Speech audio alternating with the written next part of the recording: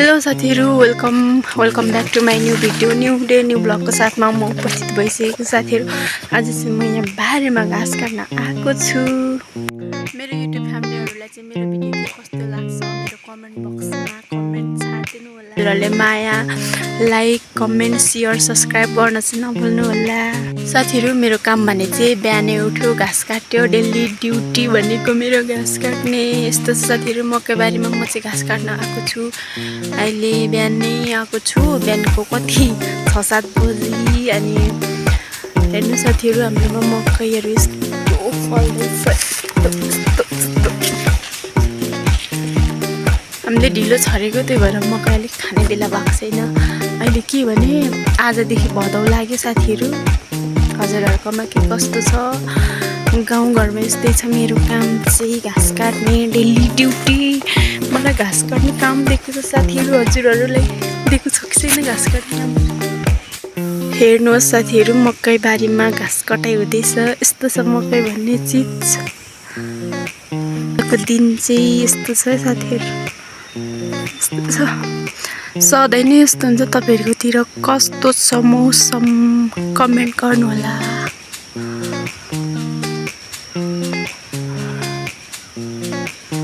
यो चाहिँ हाम्रो मकैबारी। यो काल्लामा जस्तै हामीले आलु रोपेको थियौँ नि त, अनि त्यही भएर मकै पनि यस्तो कस्तो के भएर सानो सानो आएको छ क्या। मौसम हेर्नुहोस् न साथीहरु, मौसम फालेलुङको मौसम। मकै चाहिँ यस्तो छ। कोटा रहेछ ल साथीहरु। मकै कस्तो यस्तो चिचिला लाग्दैछ। यस्तो मात्रै छ भर्खरै मकै भनेको। अनि यहाँ भनेको चाहिँ मैले भटमास रोपेको थिएँ। यस्तो दामी आएको छ, यस्तो दामी।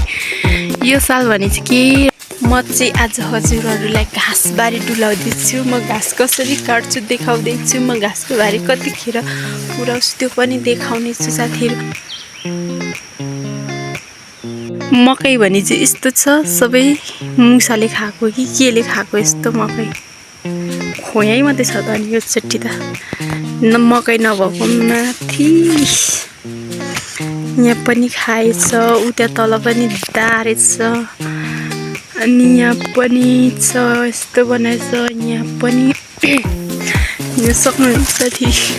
मकै भने चाहिँ यहाँ घाँस काट्दैछु। माथि घाँस काटेर पुऱ्याएको छु आत्ति भने चाहिँ साथीहरु। म घाँस काट्दैछु। म कसरी घाँस काट्छु हजुरहरुलाई देखाउँछु।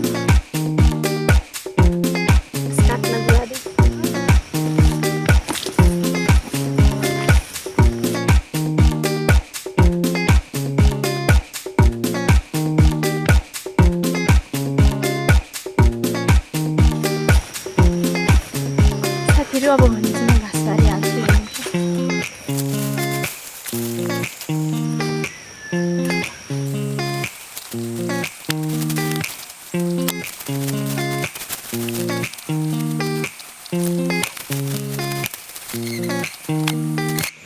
साथीहरु, अब भने चाहिँ म मकैको पत्ता लुच्छु।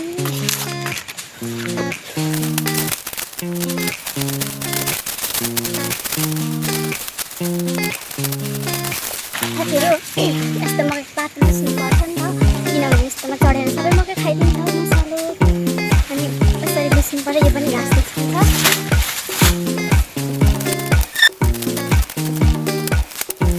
मैले चाहिँ यस्तो मकै पनि काटिदिएको छु, किनभने यो मकैको काम छैन, यस्तो खाइहाल्नु पर्छ।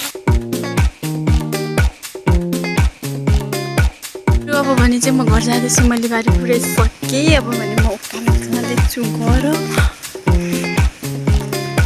मेरो बारी चाहिँ एकपट्टि मात्रै भएछ साथीहरु। म कसरी जाने? यस्तो छ बाटो, उकालो जानुपर्ने। म त साथीहरु गले उकालोमा बाटो पनि यस्तो छ साथीहरु। मेरो हालत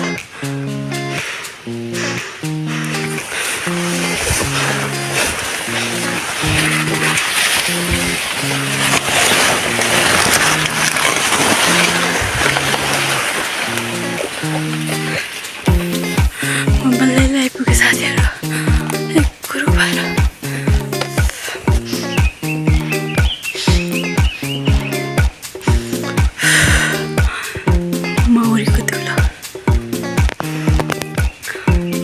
छ मेरो हालत अनि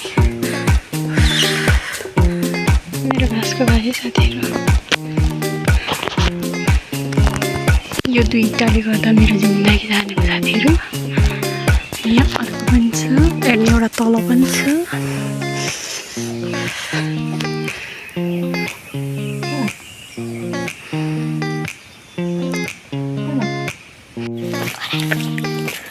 साथीहरू म चाहिँ घर आइपुगेँ अनि कि म तपाईँले के देखाउँछु भने नि हेर्नु ल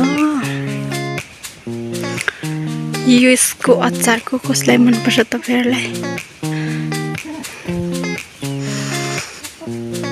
यसको अचारको कसलाई मनपर्छ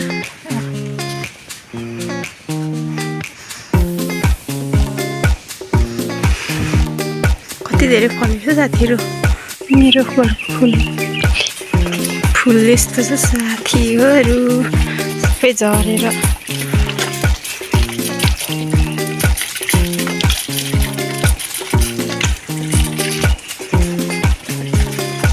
मेरो घरको फुलहरू साथीहरू यस्तै छ